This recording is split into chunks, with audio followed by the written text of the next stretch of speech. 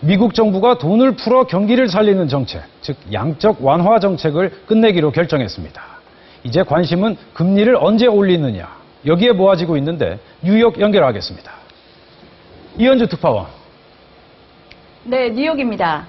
미국 정부가 그동안 지난 6년간 양적 완화 정책을 유지해오지 않았습니까? 그런데 이렇게 양적 완화 정책을 종결하게 된 이유, 배경은 어떻게 봐야 하겠습니까? 네, 채권을 사들이는 방식으로 돈을 풀어온 건데요. 금융위기 이후 지난 6년 동안 무려 4조 달러, 우리 돈으로 계산하면 4천조 원이 넘습니다.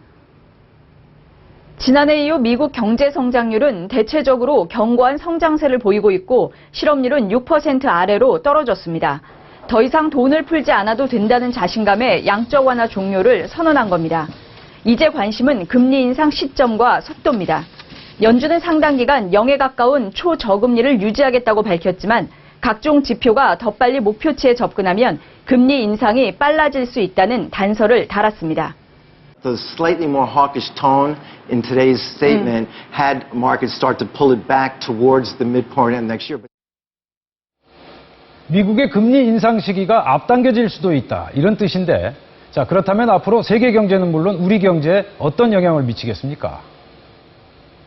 네, 미국이 돈줄을 쥘 데다 금리까지 올린다면 넘치는 달러에 익숙했던 세계 경제에 충격파가 있을 수밖에 없습니다.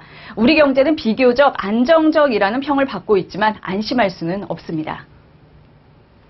국제통화기금 IMF는 내년도 경제 전망에서 미국의 금리를 급격히 올릴 경우 한국의 경제 성장률이 1%가량 떨어져 일본이나 중국, 아세안 5개국보다 더 큰 충격을 받을 것으로 분석했습니다. 미국 양적 완화 종료가 예견된 수순이었는데도 우리 증시는 오늘 외국인 매도 속에 하락했습니다. 반면 일본 증시는 상승 마감됐는데요. 경기 부양을 위해 엔화 약세를 용인하고 있는 상황에서 달러 강세가 호재로 작용했습니다.